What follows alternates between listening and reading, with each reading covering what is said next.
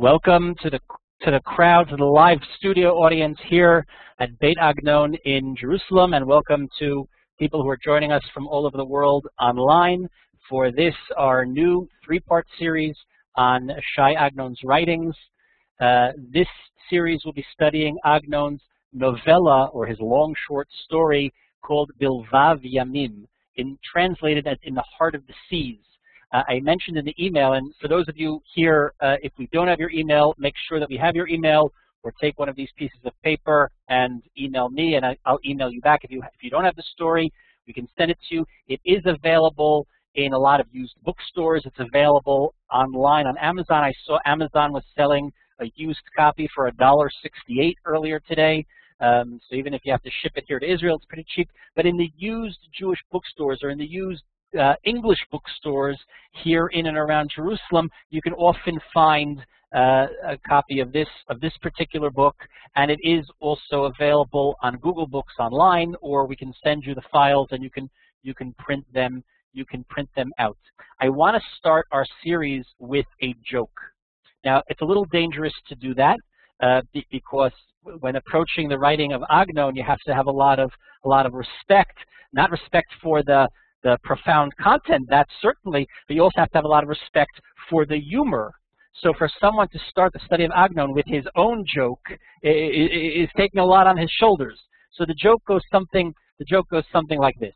Imagine about 150 years ago, in Gan Eden, in paradise, Moshe Rabbeinu is sitting, talking with God, and he asks him, God, when will this long exile of the Jewish people end? When will they be brought back to Israel, to Eretz Yisrael, to have their own Jewish society and to regain Jewish sovereignty? And God says, well, there are two ways that could happen. It could happen derech hateva, in a kind of natural way, or it could happen derech hanes, in a miraculous way.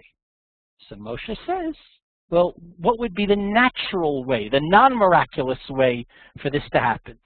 So God says, this is what would happen if the Jews were to regain Jewish society and sovereignty in a natural way. I, God, b'chvodo v'atzmo, would reveal myself in prophetic vision to each and every Jew wherever they are in the diaspora, and I would inspire them to return to the Holy Land from the gilded flesh pots of the exile.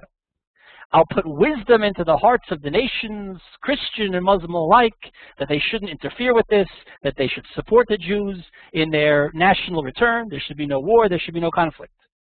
I, God, will send a band of ministering angels who will drain the swamps and build the national institutions and construct an infrastructure for a new society. I will send Eliyahu Hanavi, who always likes to show up in stories, disguised as someone else. He'll appear as an oil prospector, and he'll discover reservoirs of oil in the Negev.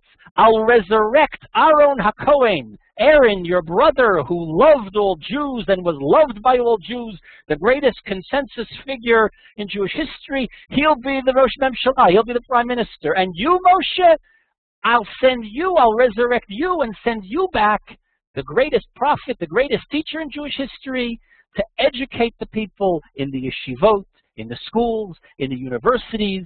There'll be peace, there'll be prosperity, sword to plow shield, social justice, economic equality, lions and lambs, milk and honey, no sinat chinam. The Jews will be united, everyone will love each other, the streets will be paved with gold. God says, oh. Moshe says, oh, if this is the natural way, what's the miraculous way? And God says, the miraculous way would be if the Jews did it themselves. That joke underlies our understanding, or should underlie our understanding, of this story. It's a story about the national return to Eretz Yisrael. Although the story is framed as a story that takes place, it's not clear, and that's one of the confusing things in understanding this story, but it's probably in the mid-19th century. 1835, 1850, somewhere along there. The dating of that is based upon the appearance of one of the Nilbavim, one of the pilgrims, who we know is the brother of Rav Gershon Zechrono Livracha, who died. If you got further in the story, you heard that. That is a character from a different Agnon story, from an Agnon story called Hanidach, which is one of the 2 or 3 things on the short list of stories that must be translated, that have not yet been translated, and we're really lacking from the fact that it doesn't yet exist in translation. This story, Hanidach, that story in which the elder brother of Rav Moshe from our story dies, takes place in 1815. So this younger brother has now grown up. He's had 2 children, and he and his wife are coming on Aliya. So you figure it's taking place in 1835, 1850, somewhere along that. But even that dating is problematic because of other elements in the story. But less important than when the story is set as a metaphor for the Jewish return to Eretz Yisrael, to the Holy Land, is when it's written. Because even though Agnon has cast us a tale in the guise of this, seemingly in the guise of a Hasidic folk tale, he's really speaking more to his contemporaries than he is to the people that came 75 and 85 years before. The earliest iteration of this story, was in 1926. In 1926, the great Jewish thinker Franz Rosenzweig was dying. He Rosenzweig had what do they call it? Lou Gehrig's disease, ALS. Rosenzweig, he was an amazing.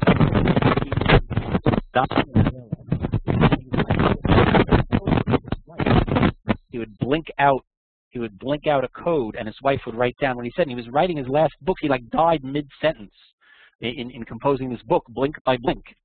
And he was only 40 years old, one of the really most creative Jewish minds in Europe at the time. And his friends put together a collection of, it wasn't exactly a Festschrift, but it was, some people just wrote letters, other people wrote essays, other people wrote other things. It was, long story short, they put this collection together. It was lost. It was only discovered in the 1980s, meaning there was only one copy. It wasn't printed. It wasn't published. It was discovered in the 1980s. The story of that is for another time. Agnon sent a short contribution. It's 1 page. It's a fragment of what becomes this story. In what he wrote in 1926, it's only 11 lines. He works on it, he expands it. In 1931, he writes to his patron Shokin, I have a story, Bilvav Yamim, in the heart of the seas. It's among my best. But it's still not finished. Agnon, as I've told you before, was an inveterate polisher. He couldn't just, he was a man, he had an active writing career of over 60 years. He never suffered from writer's block, not a day in his life. But he would revise and polish and write again, and he'd write it and put it in the drawer and let it sit there for a couple of years to ferment, and then he'd take it out and he'd rewrite it and he'd polish it, and then there were things that he took and he left in the drawer, and they were only published after he died. His daughter published them from his, from, what do you call that, what? Posthumously published from the estate.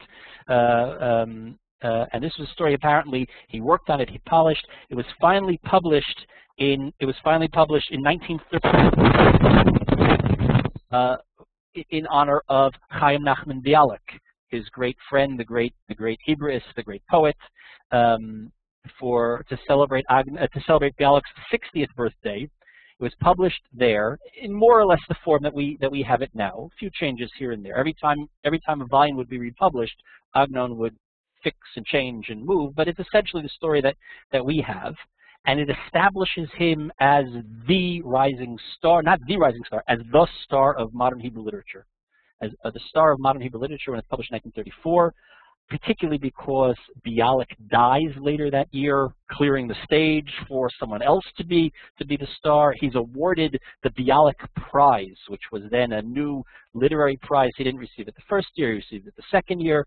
Because of this, in the merits of this particular story, and then it was later collected in the collected works Elu ve'elu, but it was already translated, the translation that we're working off of, by I.M. Lask, by Yisrael Meir Lask, who we've talked about before, was Agnon's earliest translator, was published already in 1947, then again in 1948. It was published in, does somebody have the hard copy here? Oh, let me just borrow it so I can show. This edition, which you can buy. Again, I saw it selling for $1.68 on Amazon today, used book. This edition with these illustrations was published in 1947 by Shokin. It was the first English work of Agnon that Shokin published. There were a few other things that had already come out, but once Shokin became Agnon's patron and his exclusive publisher, it was the first project that Shokin did. It was a project by Shokin's children. It was a present by Shokin's children for him on his 70th birthday. So you have, it's interesting, all these important characters and their connection to the work. Rosenzweig's 40th birthday, Bialik's 60th birthday, Shokin's 70th birthday in 1947. It's interesting, these illustrations which appear in the work, these black and white line illustrations, oh my goodness, which appear in the work, are credited to this T. Herzl Rome. You know, so I had no idea who he was. I couldn't find anything about him. And just last night, completely by accident, the serendipity of like thinking about something and researching something, I discovered who the artist is. He was Shokin's son-in-law.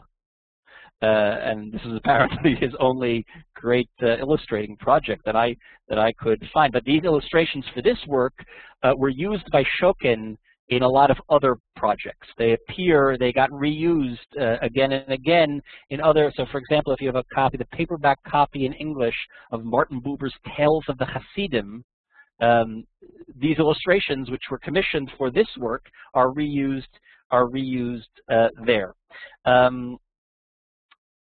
The importance of the work is the way that he folklore, Hasidic tale in the past. Those of you that have been with us in the past, we tried to ferret out Agnon's course to try to understand how to take a Gemara or a piece of midrash or a perek from Chumash and weave that in as the matrix of a new story. We saw that when we studied Tigillah, we saw that when we studied the Maseh Ha'ez, the fable of the goat, and a number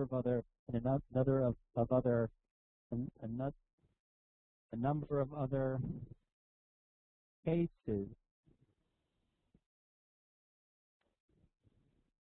Let me try to readjust the volume here for the people that are having trouble. How's the volume now?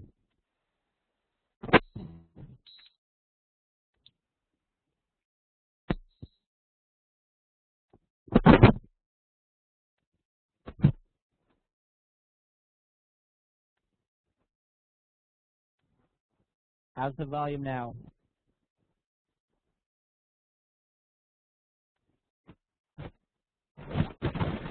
I'm gonna exit and restart. Pardon me.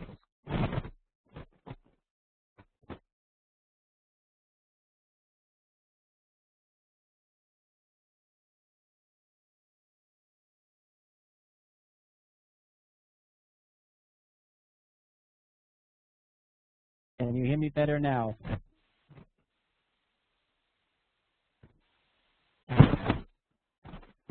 Hello?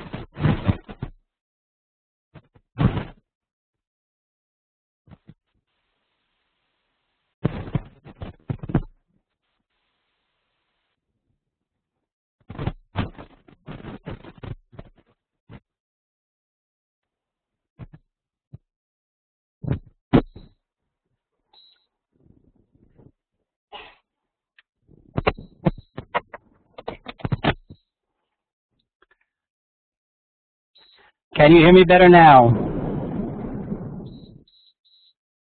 Okay, there you go. Problem solved. Sorry about that. So the story becomes in this case a weaving of Hasidic tales. It's a group of Hasidim going up to Israel. The sources of the story have been ferreted out by other researchers. It's based upon actual travelogues of Hasidim in the 19th century that came on Aliya. There's also a very, very heavy dose of stories of the Baal Shem Tov and a very heavy dose of stories of Rabbi Nachman of Breslov, who was a very profound influence on Agnon. You know, there's a story that Aaron Appelfeld, the great contemporary Israeli author, he tells a story that when he was a young upstart author, and Agnon was then already the one casting the giant shadow on all of the Hebrew authors that came after him. Amos Oz writes about this, in a very strong way, how Agnon cast this giant shadow over anybody that was trying to write. So Appelfeld tells a story that he meets Agnon, and Agnon tells him that, if he really wants to be a writer dealing with the issues, particularly as a writer of the Holocaust, he has to be more entrenched in the Jewish sources, which Agnon very much was. And he tells him, start by reading the tales of Rabbi Nachman. That's the starting point. The tales of Rabbi Nachman as the starting point for what modern Hebrew literature should be. A very interesting suggestion. This story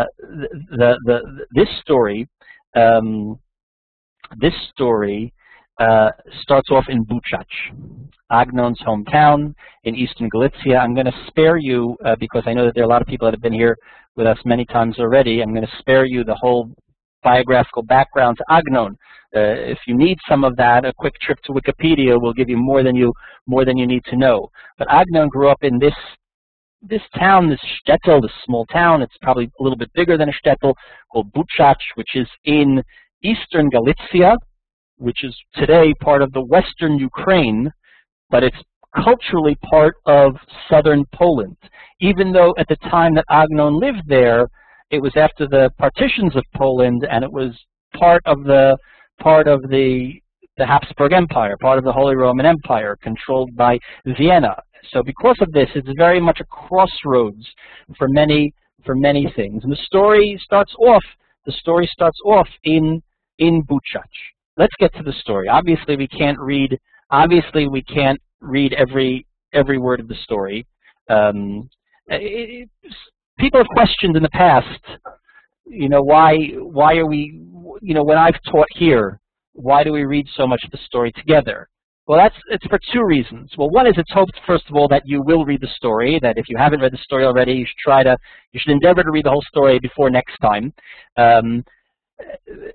Not to compare reading Agnon to studying Talmud or to learning Gemara, but in other words, in the same way that repeated reading of something is going to provide you the insight that's necessary.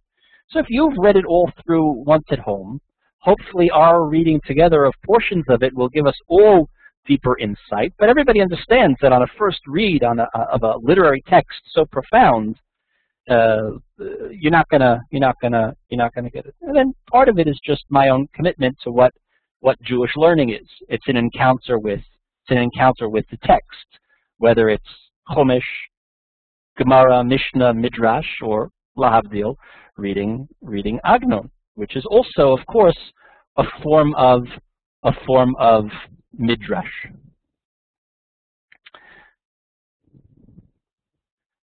There it is.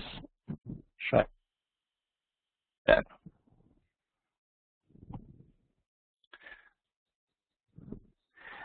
Chapter 1, Dust of the Roads. Now, the translation, again, by Lask, which is a very early translation. Lask was a great translator. We've seen in the past some translations which were really poor, which really just got things wrong, or for odd reasons would like leave out sentences or things like that. The translation here is really quite good, but Lask was a very literal translator, and a lot of the lyricism is lost in the translation. If you're able to read in Hebrew, certainly do. Sometimes if you've read it in English and then you go back and read in Hebrew, since you know what it is that you're reading, it's much easier.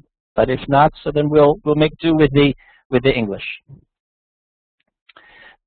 Chapter 1, the dust of the road. Just before the first of the Hasidim went up to the land of Israel, again, I'm not going to do the whole background on what Hasidut is. A quick trip to the Wikipedia will fill you in if you need help with that. Just before the first of the Hasidim went up to the land of Israel, a certain man named Hananiah found his way to their house of study. Hananiah, what's the meaning of the name Hananiah? Hanan Hashem. What? Mercy, grace.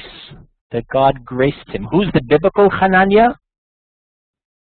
Hananiah, Mishael, and Azariah, who were friends of Daniel. These characters in the book of Daniel who get themselves into quite a bit of trouble. They're thrown into a fiery furnace, similar to at least the midrashic version of Avram Avinu, and they're miraculously saved.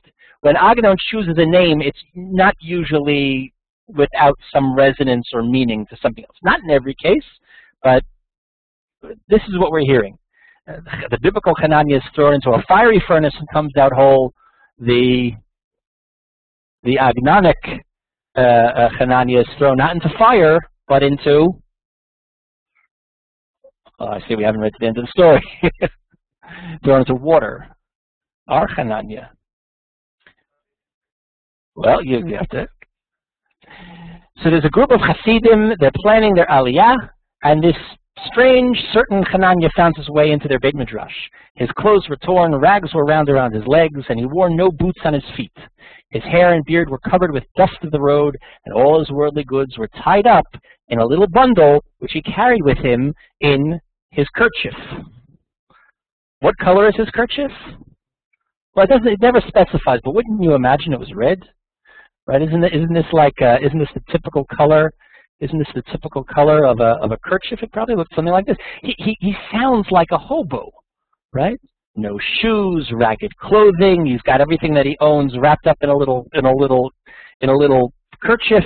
You know, he doesn't say that he's carrying it on a stick over his back, but this is the image that we imagine. Here he is. Here's a picture of Hananiah in his thread, although here the illustration he's got shoes on. But there, you imagine he might look something like that. Now, those of you that have read Agnon before, a red light should be flashing. What's the most significant word in this paragraph? The kerchief, correct, Sherry. The kerchief, the mitpachat. If you remember, those of you that were with us for the series last winter, we read Agnon's famous story. It's so famous that it's actually still read in Israeli schools today, among, unfortunately, very few things that are still read. Hamitpachat, the kerchief. If you haven't read it, you should read it. If you want a copy, email me. I'll send it to you in Hebrew and in English. You can listen to the recording on the archives of the class that we had on that story. And now you know that the mitpachat is a sign, it's a symbol of a lot of things in Agnon. What's the symbol of the mitpachat in that story, for those of you that remember it? No? What's the meaning of who was here when we studied the mitpachat last year? Right? But it's a symbol of redemption. It's a symbol of the Mashiach.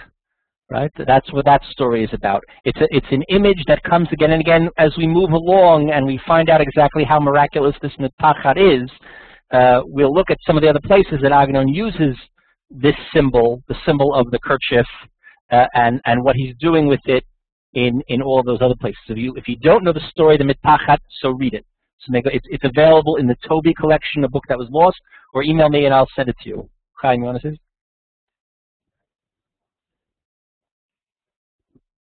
Exactly. Chaim points out that, like the Mashiach, who also makes a guest appearance in that story, in the mitpachat story, that the Messiah is sitting in the gates of Rome, wrapping bandages around himself, waiting to appear.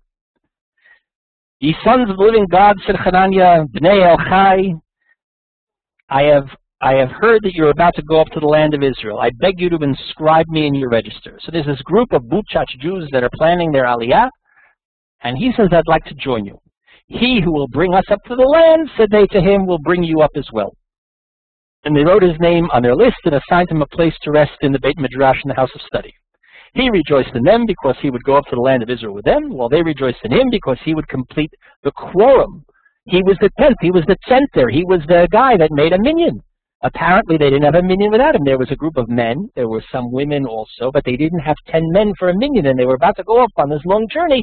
Oh, and along comes the 10th, like all of the Hasidic stories of Eliyahu Hanavi, who shows up, to make the minyan, to save the day. We'll see exactly. It's a big question. What's going on with this minyan of theirs? And they would pray with a minyan on their journey. It can clearly be seen to the comrades to Hananiah that you have walked far. Now here, the comrades, last translated as comrades. In Hebrew, it's Anshei Shlomenu. There are three main terms that Agnon uses to describe this group. The Hasidim, Anshei Shlomenu. There's no good way to translate Anshei Shlomenu. It's a code word that Jews use about other Jews to indicate they're one of ours. It's particularly used by Hasidim to speak about other Hasidim of their same sect. So Belza Hasidim would say about other Belza Hasidim, they're me'anshe Shlomenu, so we shouldn't think that they are Miyodea, whatever. It's a code word to say they're part of our clique, they're part of our circle. The third term that's used is a term that Agnon coins, Hanilbavim, right? Which is no real way to translate it. It's echoing off the title of the story, Bilvav Yamim. Sometimes you see the title translated as Bilvav Yamim. It's Bilvav Yamim. It's a pasuk in Yonah, where Yonah tells the sailors, "Throw me into the sea," because he knows the storm is on his account. So he says, "Throw me into v'tashlicheni mitzula bilvav yamim v'nahar yisovaveni." Throw me into the heart of the sea, into the depths of the sea, and the waters will surround me, and I'll go down in the waters. He tells the sailors. That's where the title comes from. So Bilvav, Agnon calls them the Nilbavim, the men of good heart, the hearties, right? The sincere. There's no good way to translate it. So the comrades, Anshe Shlomenu, say to Hananiah, we can see that you've walked far, because you don't even have shoes. You're all worn out. True indeed, he said to them. It's not a short distance I've come. Where were you? They asked. Where was I, and where was I not? It's typical Agnon. Even the characters can't give a straight answer. Whereupon they began to question him on every side until at last he recounts all his travels. At first, said Hananiah, I went from my town to another town. He's not from Buczacz. And from that town to yet another. In that way, I went from place to place until I reached the frontier of a country where no man is permitted to pass unless he pays a tax to the king. They took my money from me and stripped me naked and left me nothing but a kerchief with which to cover myself. But the people of that town took pity on me and clothed me and gave me everything I needed. So the kerchief right away is the symbol of, well, it's like his salvation. He was mugged. He was stripped of all his clothing and possessions. All he had to cover himself was one little kerchief, right? Which is now a metaphor for who does he sound like? Which character does he sound like? Which character from like Jewish mythology or world mythology does he sound like? Someone here suggested Yaakov, but he's what they would say. He's the typical wandering Jew. The typical wandering Jew. Now it's important to remember, we use that term, the wandering Jew.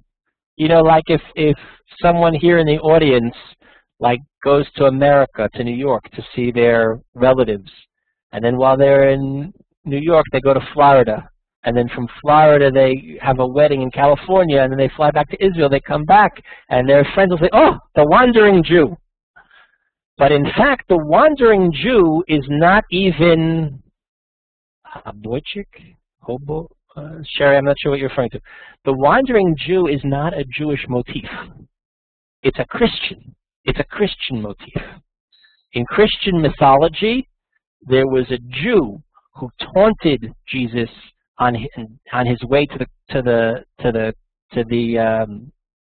crucifix, and he was cursed with this need to wander, navanad, like what's that a midrash on Cain, who slays Abel and has to wander, navanad. And in different versions of this story, which really takes root in the 13th century, this wandering Jew goes along, and what's a Jew going to do when he's wandering along? He's going to steal, and he's going to rob people, and he's going to cheat people. That's the Christian myth of the wandering Jew. So Agnon is taking this myth of the wandering Jew, and he's re-Judaizing it. He says, you want to know what a wandering Jew is? Listen to Hananiah. Find out a little bit about Hananiah, who's stripped naked, either literally or symbolically. The Jew in the Galut, stripped, spiritually naked. And all he has to cover him is a mitpachat, a kerchief. So if it's a spiritual nakedness, the mitpachat becomes a metaphor for what? Redemption, the Torah, maybe Israel itself, charity. So in other words, you have to read it both on the level of the pshat and the metaphor, the mashal and the nimshal.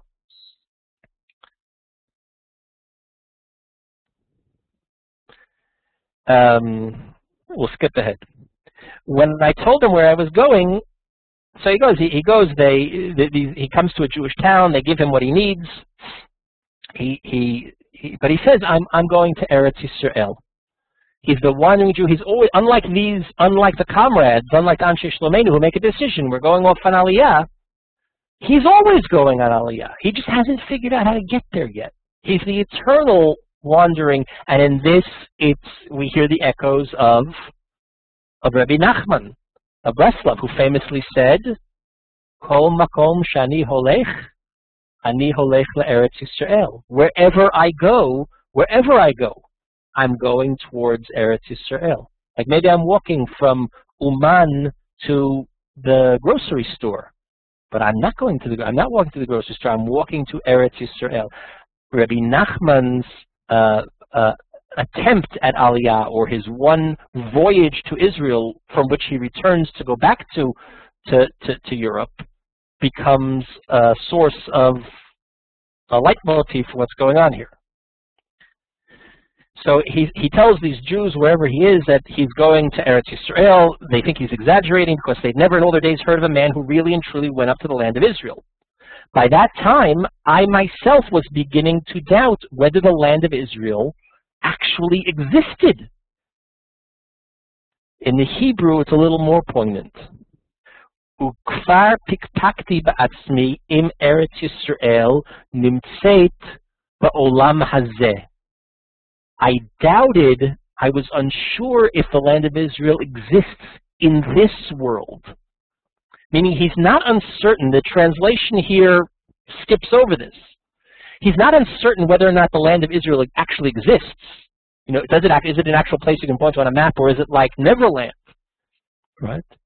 It's a question of, does it exist in this world, or does it exist in Olam Haba? Kind of the idea of, like we have of Yerushalayim Shel Mala and Yerushalayim Shel Mata, a celestial Jerusalem, an ideal Jerusalem, a platonic ideal, and then the actual Jerusalem that we occupy, and the two are somehow meant to be in harmony with each other, even though we know sometimes they're not. Now here we come to the crux of the story, and we can go back to my opening joke. Oh, here I hadn't shown this earlier. Here's a copy of the manuscript you can see Agnon's very difficult handwriting. Agnon had a very difficult handwriting. His wife was his typist. He would write, she would type up the manuscripts. They would come back in galley. He would revise. It was his ongoing type of thing. here. I want to skip to the end of the story. The end of the story, the narrator, who we might assume the narrator is Agnon himself. No, interestingly, it doesn't. The geography of the trip in no way corresponds to Agnon's Agnon twice came on Aliya, and once he came from there and once he came from there. In both cases, it doesn't. The geography of the journey corresponds to the tales of the Baal Shem Tov and of Rabbi Nachman, but not to Agnon's own personal Aliya. In Smol Shel Shom, in Agnon's great story of Aliya, of the second Aliya, set in the 20th century, there the geography is line for line his own personal journey.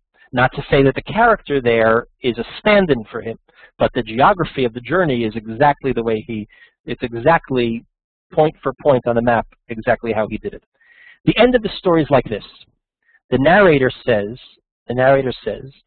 after he recounts the miraculous tales of these people going up on Aliya and of Hananiah and everything that happens to him, some will read my book as a man reads legends, Sipurei Agadot, while others will read it and derive benefit for themselves. In other words, some people are going to read the story and it's going to be a fantasy tale. It's going to be a fairy tale, an Agadah. And others will read it and derive benefit, which makes it seem like reading an Agadah is less good. We'll come back to this. And then he brings two proof texts for what each does. You can read ahead to the end yourselves, or you will read ahead to get to that. But this idea that the story exists on two planes. It can be read as an Agadah, and it can be read as something with to'elet, with benefit, with practical wisdom, not a fairy tale, whatever the opposite of a fairy tale is.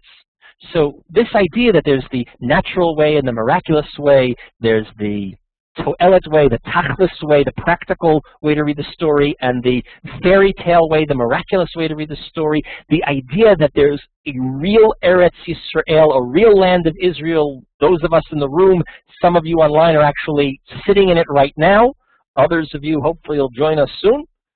And then there's the Eretz Yisrael of Olam Haba, the celestial Israel, right? The ideal removed from this world. So Hananiah himself says, while I was journeying, trying to get there, I wasn't sure if it's something I can get to here, or I have to go through, well, what happens in fairy tales. You go down a rabbit hole, you go through a wardrobe, you get to Narnia, right? You're on a train platform in London, and there's this secret door that gets you to Hogwarts, right? That, maybe that's how you get to Jerusalem. And that's an idea that Agnon himself experiments with from time to time, and which makes a guest appearance here. But he says, better that I should perish on the way and not lose my faith in the land of Israel. I don't remember how long a time I had been journeying, or the place in which I came, but at length I reached a robber's den. And he encounters this group of bandits. They're not terrible people. Are they exactly Robin Hood? I'm not sure, but it's a bunch of thieves and bandits. And this is also an element that comes from the stories of the Baal Shem Tov. The Baal Shem Tov, in his stories, also encounters a group of bandits and interacts with them. One of them I saw putting on tefillin. I made the mistake of thinking that he was a Jew. He sees one of the bandits is putting on tefillin, so he assumes that he must be a Jewish bandit. There are such things, though he was not one. He wasn't Jewish, but the robber chief before him had worn tefillin, and when he was killed, his successor put them on. So the previous robber chief, he was Jewish, so he put on tefillin. The new robber chief inherits the mantle, so he continues to put on tefillin because he figures it's the costume of the robber chief. Well, so what happens to that robber chief, the Jewish robber chief, who's now dead, who handed down his tefillin to the non-Jewish replacement. So he was a guy. He got caught. He, as happens sometimes to robber chiefs, it's a dangerous business. They tied a rope around his neck, sent his soul on its way. When he died, or I suppose as he was about to die, he said, "Alas for you, O my wife, and alas, my children, whom I leave behind to be orphans." This will become a very significant line later in the story. This Jewish bandit goes off to the gallows, bemoaning his wife he leaves behind. Once, continued Hananiah, the new robber chief wished to lead me to the land of Israel through a certain cave. You remember the cave? Which cave is this? It's the cave of the Maseh Ha'ez. It's the cave of the fable of the goat. This miraculous shortcut, the rabbit hole that gets you, the wormhole that gets you from Buczacz, or wherever you happen to be, straight to Israel. And it's so enchanting, the idea that the robber chief, he knows where it is. But the idea entered my heart that maybe it wouldn't be God's blessed will for a robber to be my groomsman, that my path to Eretz Yisrael shouldn't come about a mitzvah habo bi'avera, that I shouldn't get there through owing a favor to a listim, to a highwayman. So he decides to keep, even though he had the chance to get there in the miraculous way, he says, "I'm going to continue walking along in my ragged clothing." And here, Joel, are you with us?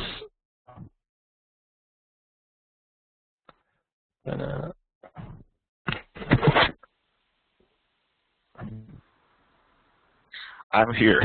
Okay. Hello, Joel. Joel is our great student in northern Poland. He's going to help us out with the Polish in a second. He's going along, and he sees he's only walking. He's walking from place to place, and he has forgotten when Shabbat is. He's lost track of time. He doesn't know when Shabbat is. He doesn't know when Yontif is. So because of that, he's worried on any given day, maybe it's Shabbat or maybe it's Yontif. So if somebody offers him a ride in the carriage, he's not going to take it because maybe today is Shabbos. Right? So one day along comes a gentleman on the way, and he said, "Where are you going?" So he says, "I'm going to town."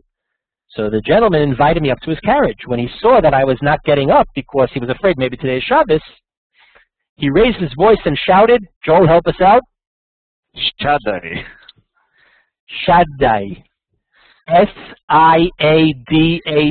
Joel, put that up in the chat. Right? In Polish, the word S-I-A-D-A-G, which is, of course, not pronounced the way I would have pronounced it, Sayadaj. It's pronounced Shaddai. It's a homonym for God's holy name. You know, the shin on the mezuzah, that's God's holy name. The name is so holy we don't pronounce it in that context. But when I'm speaking Polish, I'll say Shaddai. So it's a homonym. So Hananiah hears God's name. Right? So, but what does it mean in Polish? It means, "Chef, sit!" Right? The man's commanding him to get into the carriage. Sit! But he doesn't hear that. He hears God's name. So he jumps up onto the carriage. But what happened? It was Yom Kippur. He gets to town, and he sees the Jews. They're all in shul on Yom Kippur. And he realizes, "Oh, Gewalt!" By accident, he desecrated Yom Kippur. So he takes upon himself, he's not going to wear shoes, because on Yom Kippur you don't wear shoes. And he's going to walk all along. And this becomes the transformative event that really turns him into this very, very problematic person. And getting back to Eretz Yisrael, getting to Eretz Yisrael, is now the mission through which he will attain tikkun. In the translation, you're going to miss this. But the word tikkun, repair, fixing, right, is the motto of Hananiah. He repairs all the things in the shul.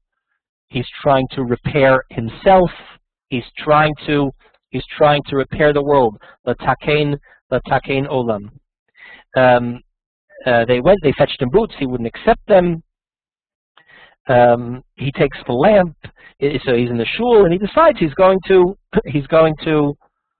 fix everything. And he fixes the lamps, and he fixes the sidurim. He's a bookbinder. He's all of these things. They say to him, here I'm on page 14, they say to him, are you a coppersmith? Because he's polishing the lamps.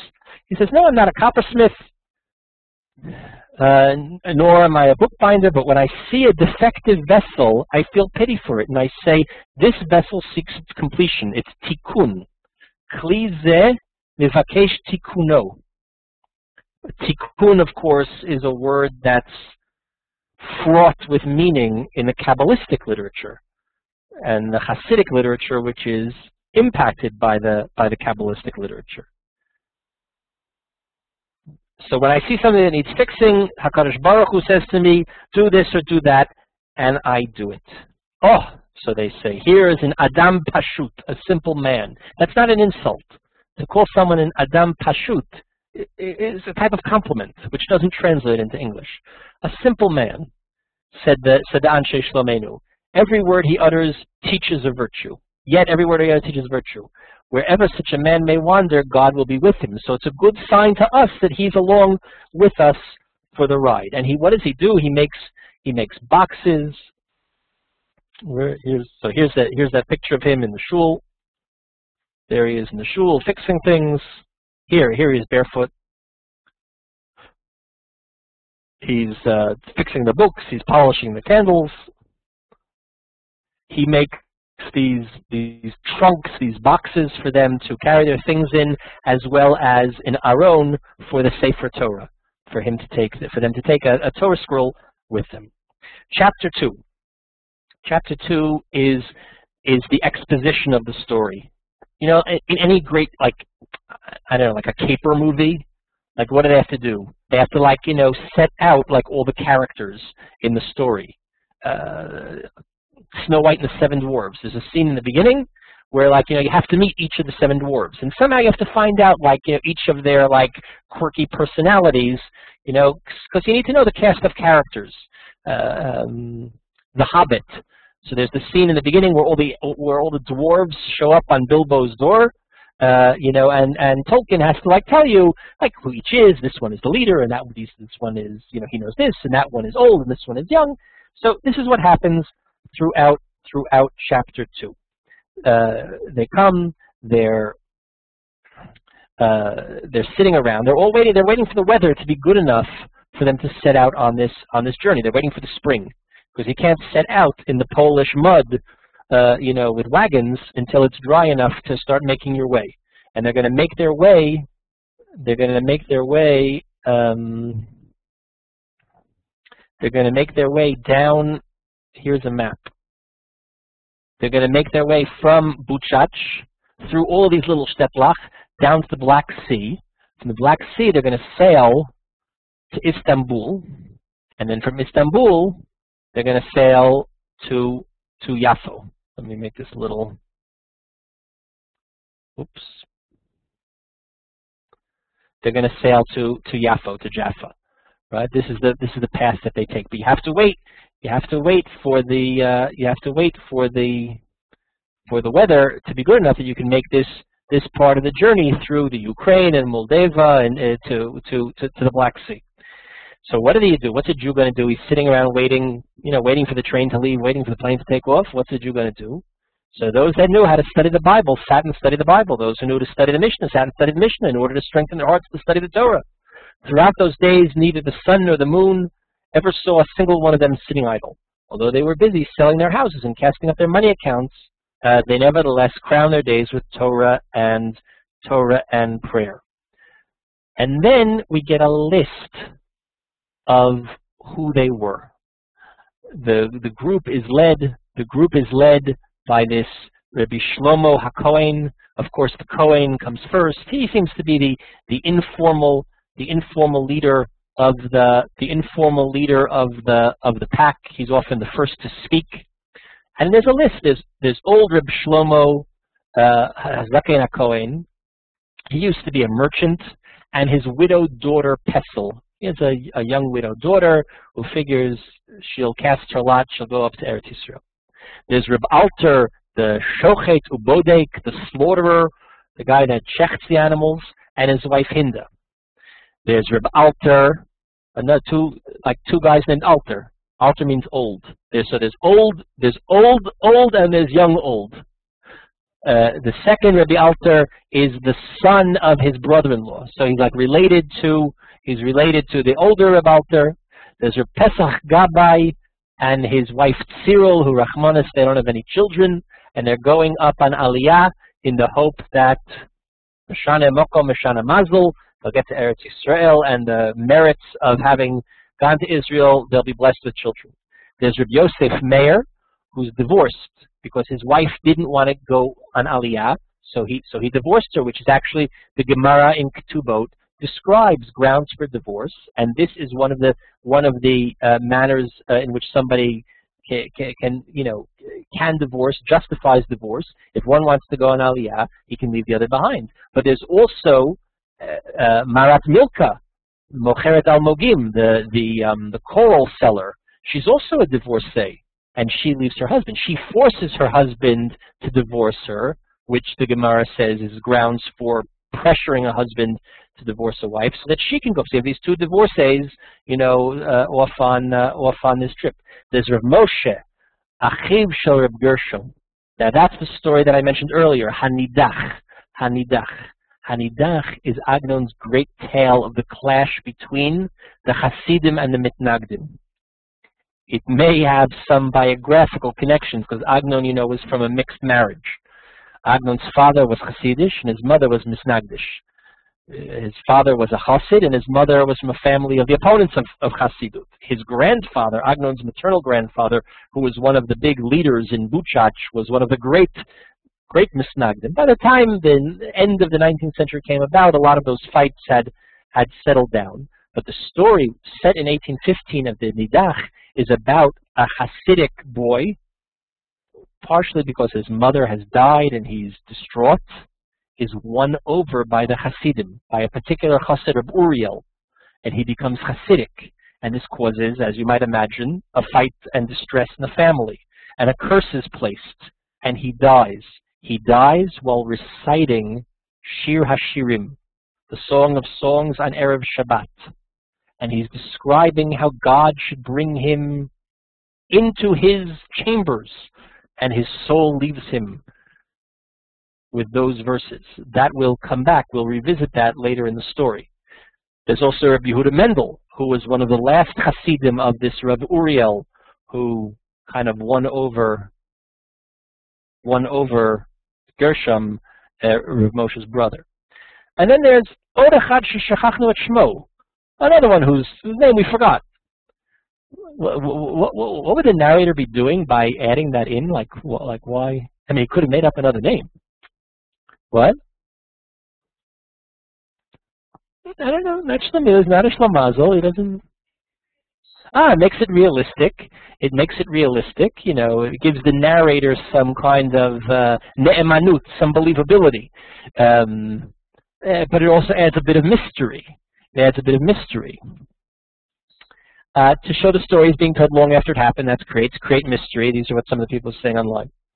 There's Leibush the butcher, but he doesn't have such a good end. There's already foreshadowing here that he's not going to make it. He's going to have a failed Aliyah. There's Reb Shmuel Yosef ben Rav Shalom Mordechai Halevi v'Rayato Esther. Now that's really strange.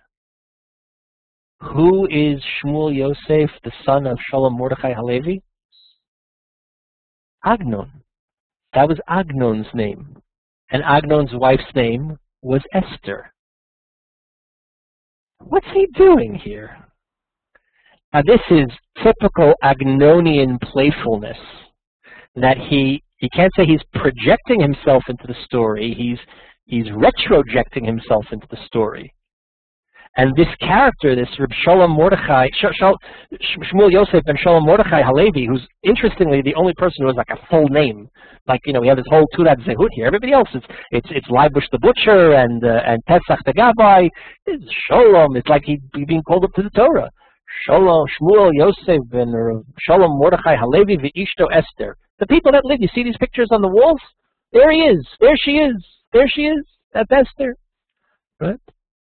Lived in this house, but he wasn't alive when the story took place. When was Agnon born? Well, it depends. Either 1887 or 1888. It depends on whether you want the actual date or the Agadic date. Because even about his own biography, Agnon there was the history. We know he was born in 1887. And then there's the Agadah that he wove about himself, in which he was born on Tisha B'Av 1888. Okay, so everything has these two layers. The character in the story, Shmuel Yosef, it's interesting. Everybody else has like a job. This one's a slaughterer, that one's a teacher, this one's a gabbai, this one is a chassid, that one's a misnagid, there's the one we forgot, there's the butcher, he's a mesaper agadot. He's a teller of tales. And on the long journey, as they're trying to pass the time, he tells them a number of tales, particularly tales of Jerusalem, which was very much how Agnon viewed himself. Someone in some of the criticism wrote that this is the character that Agnon is, how Agnon imagines himself, who he would have been if he'd been born 100 years earlier. My father-in-law, Zichrono Livracha, who was a psychiatrist, he used to say if he'd been born 100 years earlier, he would have been a Hasidic Rebbe. People would come to him, they tell him his problems. Everybody likes to imagine what they would have been like had they been born in an earlier generation. So had he been born 100 years earlier, maybe he would have been this. Maybe he would have been this character. There's Fega, who's a widow, who's also going along, and then there's Hanania. Now I've made it easy for you because I put in these numbers. How many people are along for the ride? How many men are along for the ride? 11. Yeah, there's 11, and then there's another 7 women. There's 7 women and 11 men, including Hanania. So what's going on? Hanania was there to complete the minyan. We don't hear that?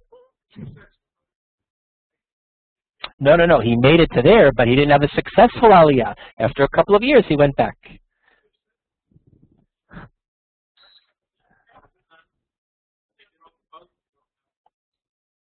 Right. But what happened? They're all there. No, they all get Aliyahs.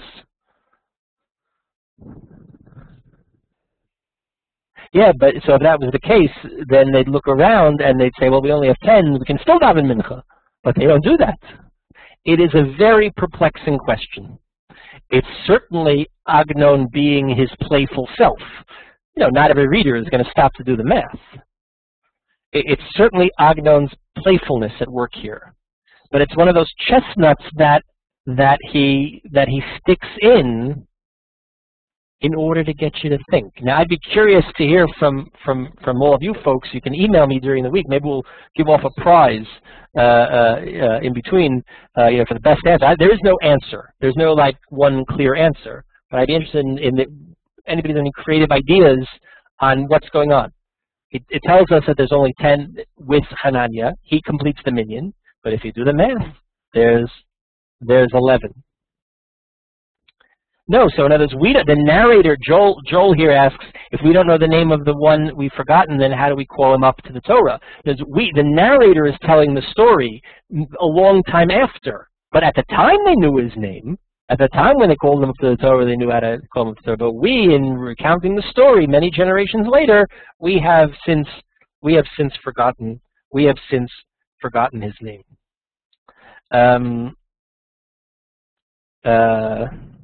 So they're all assembled. You should read chapter 2. You should read chapter 2 on your own if you haven't.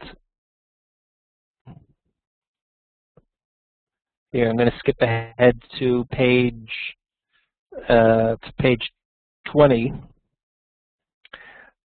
Rabbi Shlomo HaKohen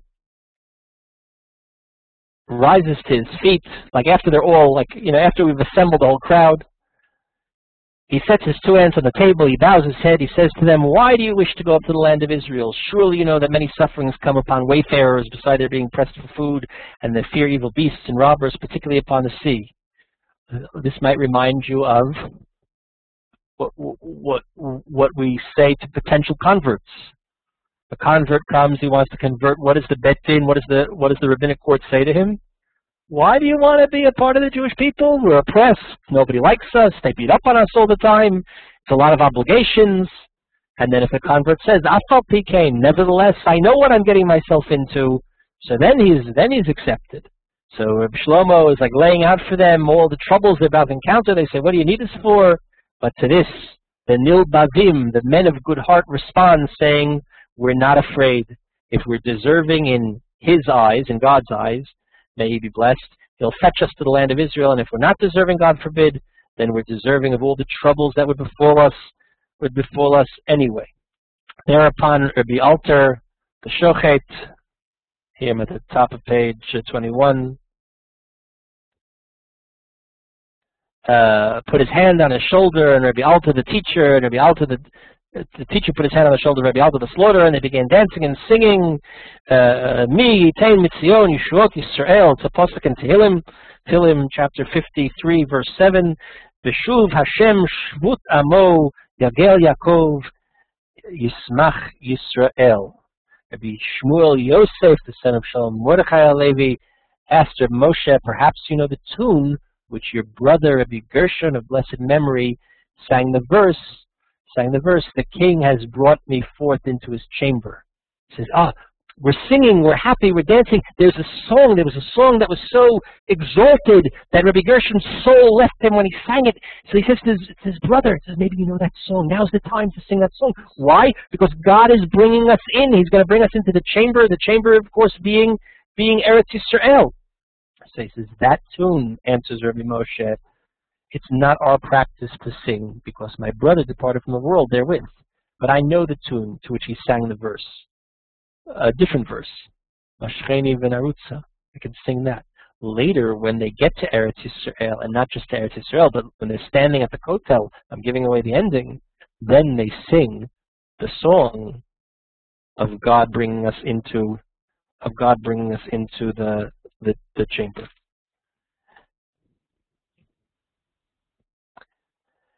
They go out into the night air. One of the women says to the other, at that very moment, bottom page 22, that very moment one of the women was saying to another, I don't know what's come over me. For first, I think that I've never seen such a lovely night. And then it seems to me on the contrary, I've already seen such a night.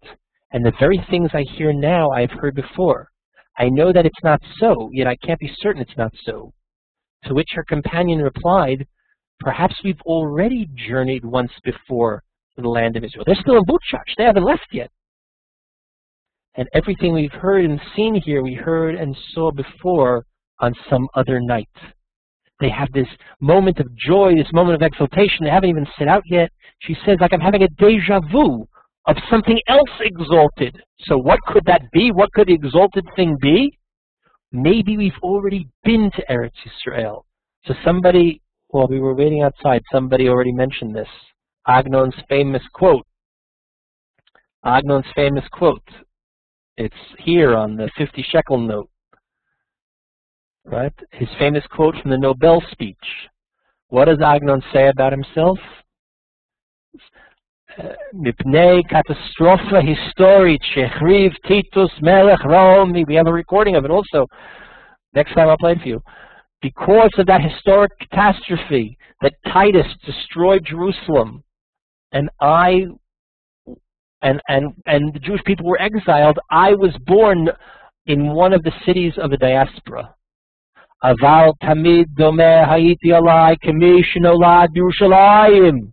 I always imagined myself as if I had been born in Jerusalem. But it was only because of this like weird historical quirk that the Romans came and knocked down the temple and sent us out into the exile. I happened to be born in Buczacz. But I always imagined that I was really from Jerusalem. And so they're saying, you know, like I'm having deja vu for something I've never seen before. But I feel like if this is like a holy, exalted, special moment, it must be a reflection of Jerusalem. It must be a reflection of Eretz Yisrael that we're hearing the echo of in this parallel universe. Now this is very interesting because the journey to Israel for these Jews, they're not fleeing a pogrom. They're leaving. It's hard for them to leave. Buczacz was a paradise.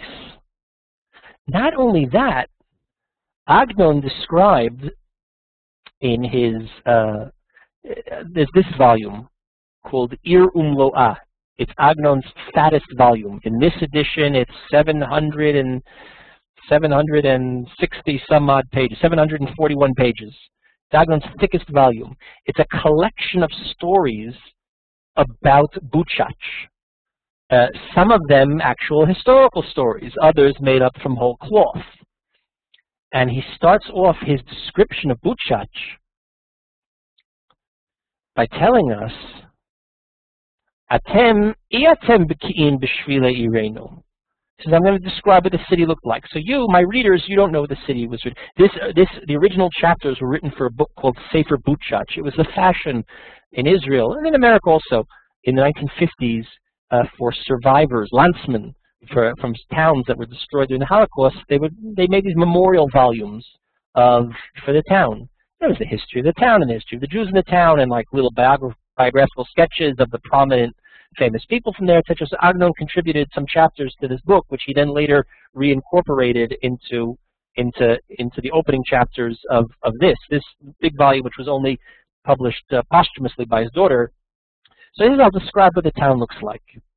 So what do you expect? You figure he's going to tell you the town was this many kilometers long, and it was this tall, and it was that many above sea level. How do you describe what your town looks like? So how's Agnon going to describe what the town looks like? Anasev atzaer ota b'kiruv b'shluach kimidat kocho shel adam. He says, I'll do the best I can to describe what the town looked like. L'tzaer ir sheliva hakadosh baruch hu kavayachal metifarta shel artzenu v'hilva la. What was Buczacz? It's a town that God lent a bit of the splendor of Jerusalem, put it on loan, took some of the tiferet of Yerushalayim, the tiferet of the glory, the splendor of Jerusalem, and put it out on loan to Buczacz. That's what Buczacz was.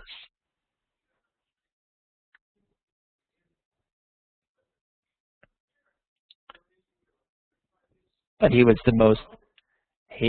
one of the most famous Jews in the world, and he was the most famous Jew to have come out of Buczacz. So they're not going to put together a book. And the point of these books was not just to, it's interesting, this book, the Sefer Buczacz, almost like it's an appendix, there's a few chapters at the end about what happened during the Holocaust in Buczacz. But the point of these books was meant to be what they call a memoir book, right? The whole history, going back to the 1500s, right? The whole history of the town in its great. And one of the interesting things that Agnon did, one of the chapters that he contributed, is a bibliography, two bibliographies. One is a bibliography of every sefer, every Jewish book that had been written in Buczacz, and the other is every time Buczacz is mentioned in the rabbinic in the Shelot Utshuvot, in the rabbinic literature of the early modern period. You know, that's the book was meant to contain everything that we know and have about Buczacz. And there was a chapter about the Zionist activities in Buczacz. There was a chapter about the orphanage and the soup kitchen in Buczacz, and about the famous rabbis that were there, and etc. And some of that material gets included in this volume. So that's what Buczacz. In a chapter called Buczacz, the story of the town, which is translated and is in the Toby volume. I put it up online. If anybody here wants it, I'll email it to you as well. There's a story called Buczacz, which is kind of like the mythic origins of the city. And he describes how is the Jewish community in Buczacz founded? Who founded it? A group of Jews that were on their way to Eretz Yisrael and got stuck. So that the very founding of Buczacz is accidental, but it's a way station for Jews on the way to Eretz Yisrael. The whole town itself, that's what it is. So that's what the women are talking about. So the weather changes, they hire themselves 2 wagons. There's a wagon driver that's going to take them down to the Black Sea where they're going to take a ship, and Hananiah is put in charge of the other wagon because he's a guy that can get it done. There's some leave taking going on here. They go. It's interesting. When I came in Aliya, I didn't know anything at all about anything. When I came in Aliya, I also did this. This was not, our family. We didn't have any of these kind of family practices. But what do? They go to the cemetery. Here's the Buczacz cemetery. They go to the cemetery and they take leave from their ancestors. Before I came in Aliya, I went to my grandmothers were still alive at the time. I went to my grandfather, one of my grandfather's graves. I thought it was like something that you do. I don't know where I got that idea from, but it was this old. Other people here are nodding. You've done the same thing.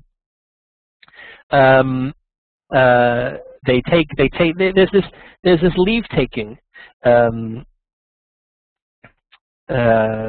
Some went to the graves of their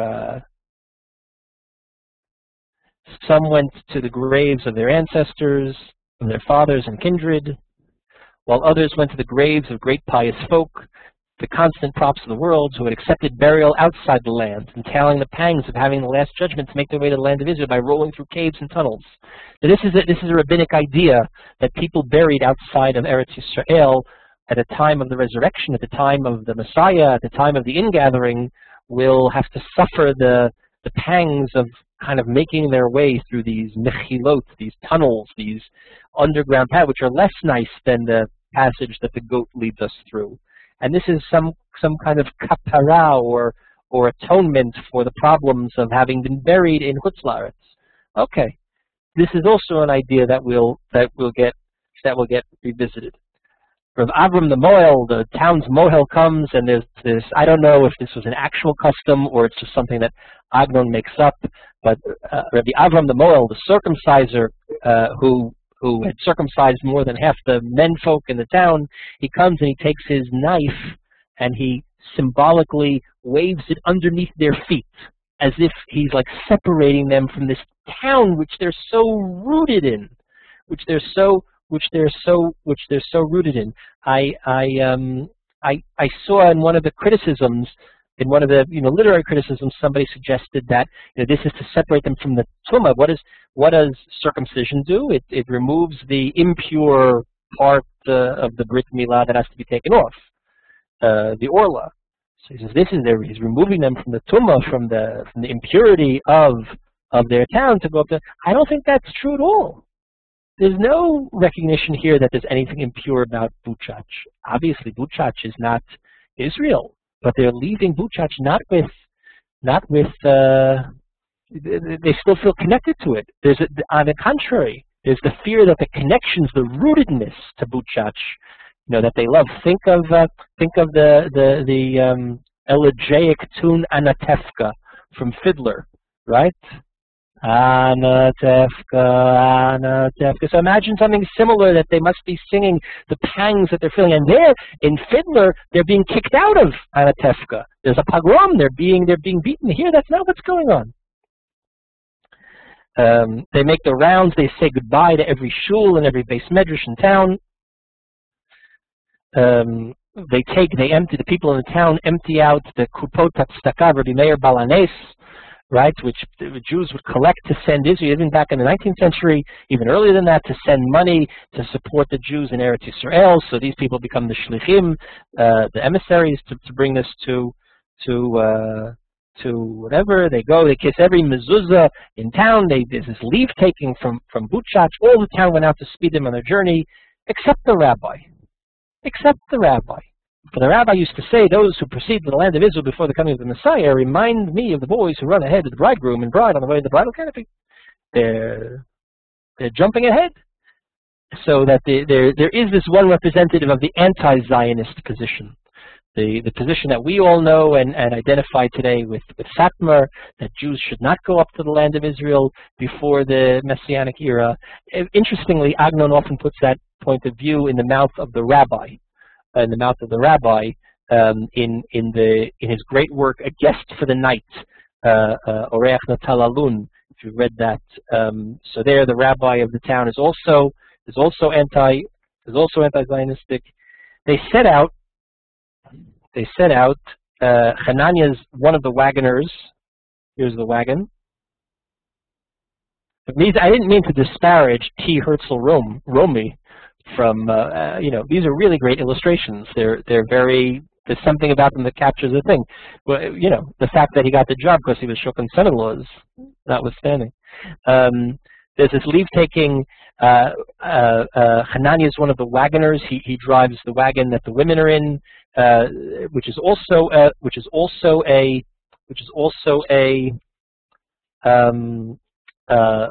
element from the Baal Shem Tov.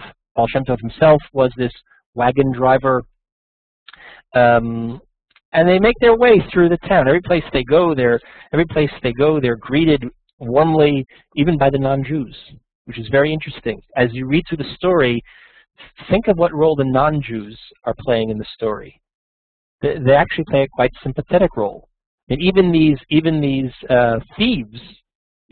thieves, they're not bad guys. They want to help him out. They're prepared to take him in the miraculous route to Israel. And they do kind of, they're almost like Robin Hoods, these thieves. And the goyim that they meet along the way, they're not bad folk. They're coming, they're kissing the feet of these pilgrims that are going up to the Holy Land.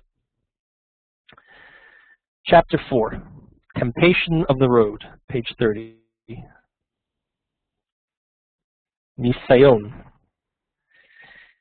They go along, they come to the town of Lashkovitz, where there's a Yerid, a fair. That's the same fair that the boy's father, Agnon's father, would go off to. This trade fair that would last a number of weeks. It's this town to the south of Buczacz. Here's Lashkovitz. Here's Buczacz. Here's Lashkovitz. This is a map. I found this on Wikipedia. There's a Wikipedia page in Hebrew about this story, and somebody had prepared this wonderful map. So in Lashkovitz, there's this fair. And if you know Agnon's story, Vahaya Kovla Mishor, which is actually now being translated, the crooked shall be straight, the crooked shall be made straight. So that story, Vahaya Kovla Mishor, also one of his really important stories, which is awaiting translation. So that, a lot of what happens there circles around this fair, and you know what happens at this kind of carnival atmosphere. There's a lot of temptation, and things go wrong. So they get to the fair, and there's temptation, because what does the fair represent? All of the goods, the materialism of this world, the gashmiut, and they're encountered by the Satan. Whether it's, a vision of the devil, or whether it's, maybe a shopkeeper, playing that role is unimportant. And he says, where are you going? So he says, well, we're going up to the land of Israel. So how are you going to make a living over there? Maybe we've met such people. So some of us said we've sold our houses, and others have other resources. People come in Aliya now, and like the first thing you ask him is, well, did you sell your house? Your house in Woodmere, did you sell it? How much did you lose on it? Right? How much did you get for it? What's the market like? Right? So how are you going to make a living? What are you going to do there? Don't you know that the journey itself eats up money? So, like, there's this temptation. It's very similar to the temptations that we meet in that other story.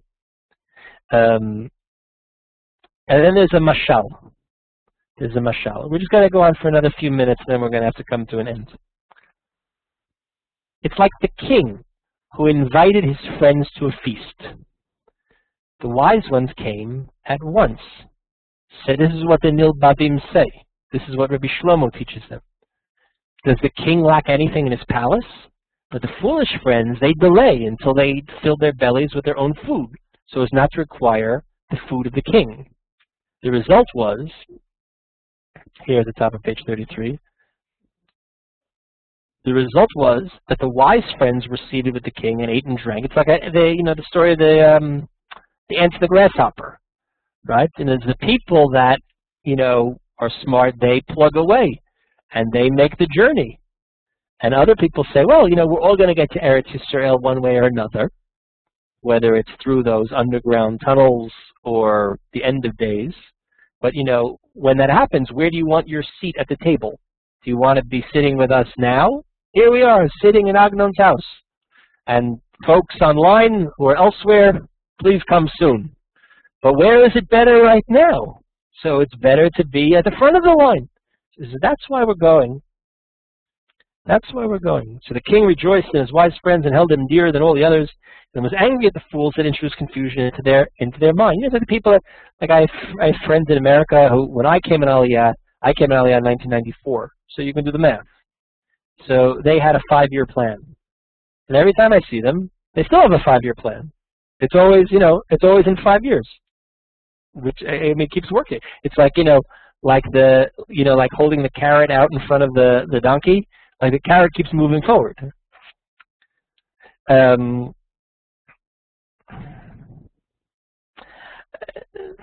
going to skip ahead, but there's a reference here to, there's a Gemara in Shabbat in the context of repenting before you die, before it's too late, as a metaphor.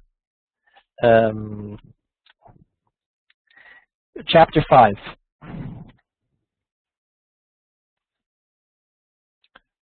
Chapter 5. The translator's done something clever, but it doesn't completely work. The title of the chapter in Hebrew is Yerida v'Aliya, literally ascent, descent and ascent. But Yerida, Aliya meaning going up, coming on Aliya, coming to Israel. But Yerida is also the Yerid, the fair. Now the two are not, I don't think the two are etymologically connected, but you can still make a play on words. The fair, the Yerid, is the descent, and Aliya, going up, is the ascent. So the translator here has translated as welfare and wayfarers, so that you hear the echo of fair, the fair, but it doesn't exactly work. So they're at the inn in Leshkovitz. The innkeeper saw them. He stared in astonishment. Here they were, coming along to his place at the very time when the whole world, as you might say, was off to the fair. Kol ha'olam nosea liyarid. He put it to Rabbi Shlomo, who answered, that's how it is, you see. Kol ha'olam b'mazal shel yirida, v'anu b'mazal shel aliyah. The whole world is yored liyarid. The whole world is going down to the fair, which again, you missed the pun in Hebrew, in English. And but we're not going to the fair. We're not going a-fairing. We're faring upward. The translator tries to capture the pun, not completely successfully. The company sat at the table, so they're at this inn. They're having a meal at the inn. The company sat at the table. The men separate from the women. Rabbi Shmuel Yosef, the son of Rabbi Shalom Mordechai Levi, sweetened the meal with tales and legends recounting the praises of the land of Israel. Right? Agadot shenishtabcha bahen Eretz Yisrael. Desolate the land might be, yet she remained as holy as ever. And Eliyahu, may he be remembered for good, Zachul Tov, still offers the sacrifices. This is all right. I'm gonna skip ahead to that. We're gonna pause here on page 36. If you can, for next week, try to read ahead. And I'm going to skip ahead quite a bit. Consider the question of what in the world is going on with this minyan. They have 10 people. The minyan, they have 10 people. They have a prayer quorum. And they say, until Hananiah comes, we didn't have it. And it's there. It's hidden in the story. I don't have an answer for it, but maybe together we can come up with something creative. Right. But they should. If you do the math, they should. They don't. Maybe who? Who? No. So be clear on one thing. Forget who. The historical Agnon. Right? The historical Agnon is the person that wrote the story. That's not necessarily the same person as the narrator. Right? The narrator is not always the author. Sometimes it is. Sometimes it is. Sometimes there's an overlap, but not completely. Right? Sometimes, very rarely, but it happens that Agnon will write a story where the narrator is a woman. His great novella, B'dimei Yameha, is told that the narrator is a young girl. So obviously the narrator is not Agnon. But here, maybe the narrator is Agnon, maybe it isn't Agnon. That's unimportant. Shmuel Yosef ben Shalom Mordechai, who's alive 100 years before the historical Agnon, the man who slept in his house, was born. right? That's obviously not him. It's somehow a projection of him or a retrojection of him or connected to him, but it obviously can't actually be him because the dates don't work. Dates don't work out, right? So in other words, when he says we don't remember, he means the narrator who's composing the story years later, right? There's pieces of the story he doesn't know. Just like if any of us were recounting an oral tradition, there would be elements that would be lacunae. They would just be missing. But we do know, according to the account of the narrator, there are 10 people plus Hananiah, which makes 11. But when Hananiah disappears in the middle of the story, they don't have a minyan, even though all 10 of them are there. What does that mean? When you're reading through the story,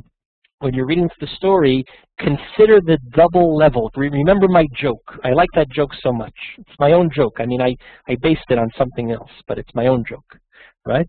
The fantastic and the natural. The story is taking place on two planes. At a certain point, it nearly intersects, but it doesn't. Obviously, Hananiah is occupying the miraculous plane, but the Nilbavim, the comrades, the Anshe Shlomenu, the pilgrims, their part of the story is really quite realistic. I mean, this could be, minus the miraculous elements in Hananiah's story. If you could excise that from the story would be a very, very, very realistic novel of an Aliya of a group of Jews in the 19th century, right? The historical details are all there. The geography is all there, right? The way that they traveled, the boats that they were on, how things worked, it actually matches actual travel logs that we have of Jews in the 19th century coming up to Israel. And then that's superimposed on it, but parallel to it, we have this miraculous story. Well, which is the real story? Or how do the two stories, how are they interacting? What do they have to say about each other? And what do they have to say? He's writing this in the 1930s. It's published first in 1934, right? He starts writing it in 1926. There's already a fragment of the story. That's just 2 years after he came back on Aliya. Agnon had come as a young man in 1908.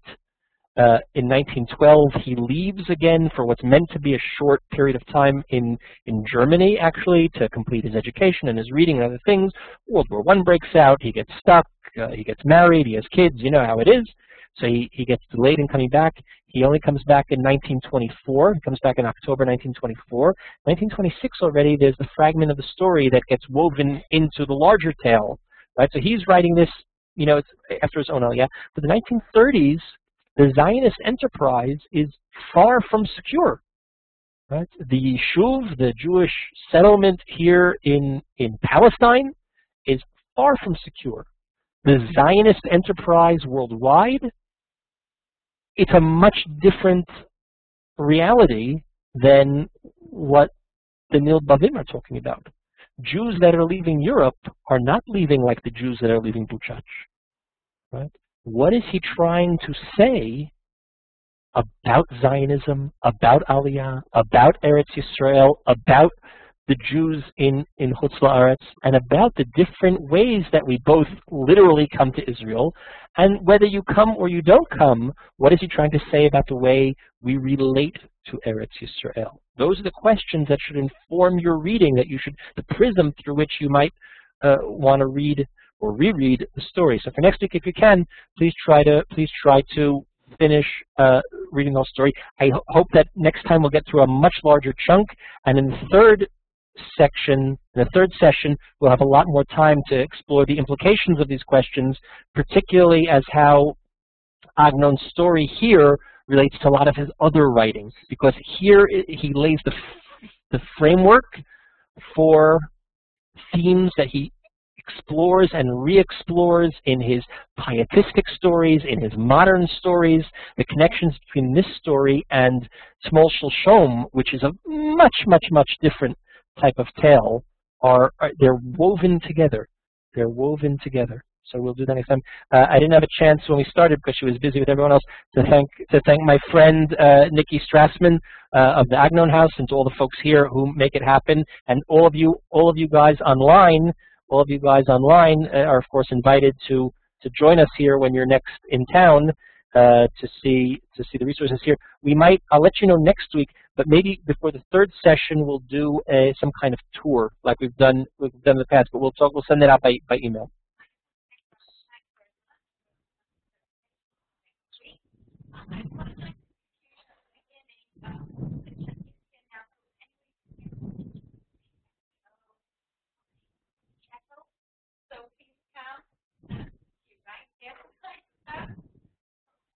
I'm going to stay online for anybody that has questions.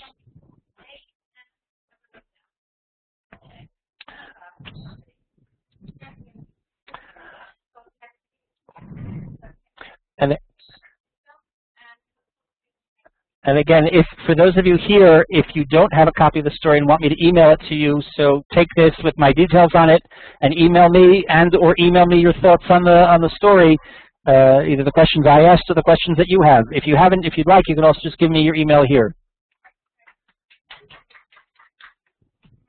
Let me just look through some of the chats here.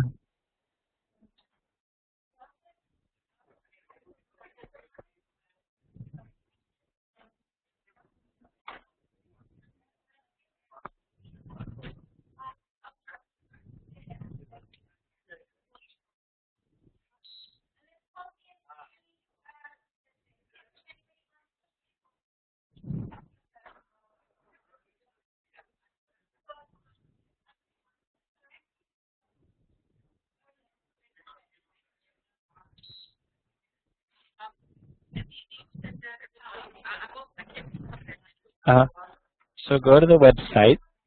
You can register for free. Oh, so then log in, go to the website, and you can download everything. And then after the next class, you'll be able to get the recording. So if you're registered, you'll get a reminder email. And then next week, shortly after the class, the archive goes up. There's both a video archive and an audio-only archive. Sure. Okay. Okay. That's okay. Would you mind getting some water? Yeah.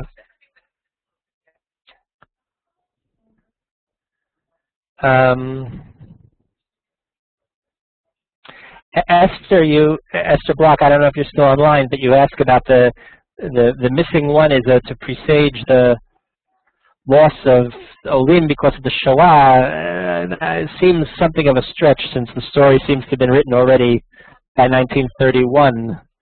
Maybe even earlier. Hard to imagine, that kind of foresight.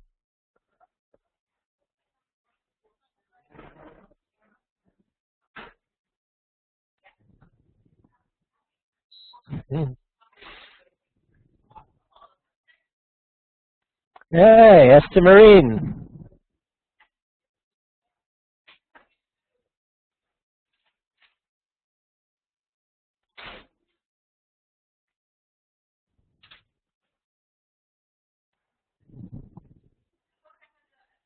Dr. Englard, where are you? I think he's asleep.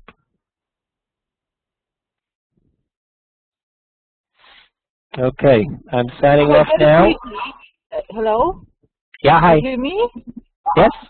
Hello.